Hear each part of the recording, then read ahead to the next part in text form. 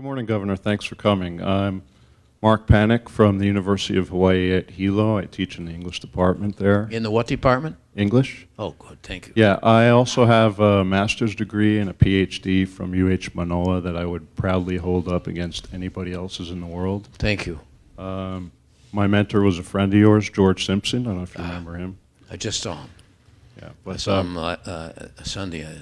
I went to his house to watch the Super Bowl every year for 40 years. oh, out on that lanai, beautiful house. Yeah. But anyway, We helped found Biography. I don't know, for those of you who may not be familiar with it, Biography is the preeminent journal of biography in the world, and the University of Hawaii, and George Simpson was its father. Yes. We over at Hilo have a shiny new student services building. Yes. Some shiny new dorms. In the works maybe a shiny new pharmacy college. We're eventually going to have a shiny new engineering school, and there's talk also for a flight school. Yes. And I loved your narrative of hope of the young Neil over at UH Manoa back in the 60s. And I appreciate your advocacy of these things at UH Hilo, and it sounds like it should be an exciting place to be right now. I feel a big butt coming on. I told you George was my mentor. The but is that when my administrators come to ask you to advocate for these shiny new things, I'd just like you to ask them one question. And that's, okay, how is funding all this stuff affecting existing programs? Because my English department of formerly 11 people when I started 10 years ago is down to 6 full-timers. And we're supposed to teach everybody how to write. The same trend holds true for the history department, for the philosophy department, and yes, the sociology department, and all over campus. We're down lots of faculty in existing important positions. Yes. We don't need a flight school right now. Well, okay, let me answer that. I do not want to, part of what happened over the last decade is a situation was created in which there was a war of each against all, and you have to be very careful of that. Instantly, when you say, like, we don't need a flight school, well, somebody's going to argue that we don't need, and then fill in the blank. We don't need a French department. I just mentioned the French department. Well, what's that got to do with anything? It's all going to be China and Japan and Asia. To hell with the French department. Cut that down. Cut that down. Who wants to? Well, Spanish maybe, because somebody might want to go to the mainland, and there's a lot of Spanish being spoken there today, but forget the rest of it. No. I'm committed. I'm committed to the university. And the university, there's a diversity. Our diversity is supposed to unite us, not divide us. And I don't want to put one against another. I don't think it has to be that way. I quite understand. The reason that there's been a slashing of faculty and a slashing in programs is because of the lack of funds, the lack of investment, especially in the G funds. So what's needed here is, I think, a broad-based, arm-in-arm demand that we make a commitment to the university. And I'm telling you that the funds are there to do it. Now, people can argue if they want to make a political agenda and say they're not. Then you can start arguing about whether or not there's sufficient funds to go around, and whether new programs get posted or not. You don't have to go to a pharmacy school or anything else at the University of Hilo. This argument went on with West Oahu for years and years. And I ought to know because I was a part of it.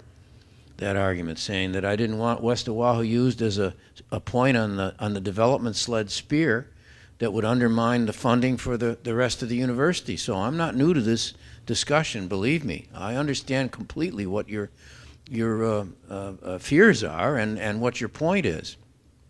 The question then becomes that if you're going to make a commitment to a West Oahu, make a commitment to Hilo. Believe me, the same argument took place when I was higher ed chair and I was criticized for not getting sufficient funding for the university at Manoa because I was putting all the capital improvement money over in Hilo. And they said, well, Jesus, you represent Manoa. You know, that's where you're a representative. You're supposed to represent Manoa, and you're sending all the money over to Hilo. I said, excuse me, it's a University of Hawaii system. Everybody is part of the family here. And when somebody needs shelter or when they need food or whatever it is, and that's you see that they get it, and we share. Now, we have to apportion it. I understand that. That's judgment that you make. But everybody's going to be supported. If the programs are there, and I don't dictate the programs, the legislature dictates it, the regents dictate it, the university community dictates it.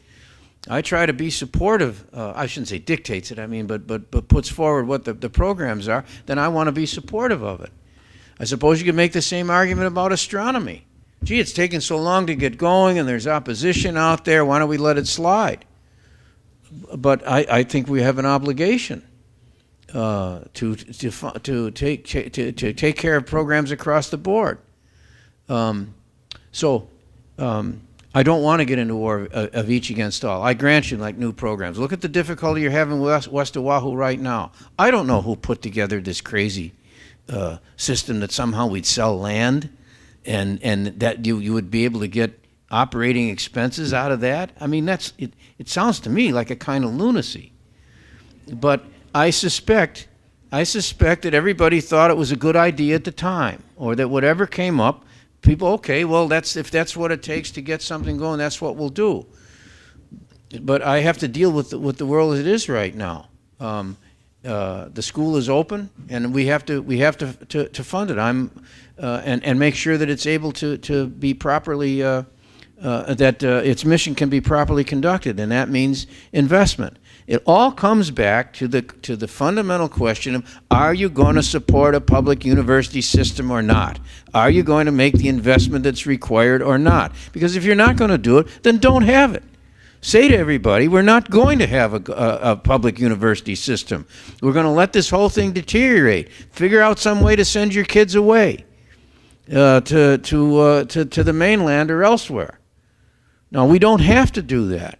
I am telling you that we've straightened this state out. We've got to get out of this mindset that somehow we're some third-rate state, let alone entity, that somehow we're not good enough. Somehow we don't know how to do it, because we do. The state financially and fiscally is among, if it's not the most sound state, aside from somebody that's got oil and natural gas revenues coming in, like the Dakotas or something like that, where all they have to do is cash the checks. Aside from that, this state is in good and solid financial condition as any state in the country. It's in a lot better condition than the United States of America is at the moment, I can tell you that. At the tender mercies of the present Congress, fighting the president. So what's necessary right now is for us to take the message to the general public that the university is an investment that pays big dividends. The university is an investment that we can make right now, and the university is an investment that we can all be proud of.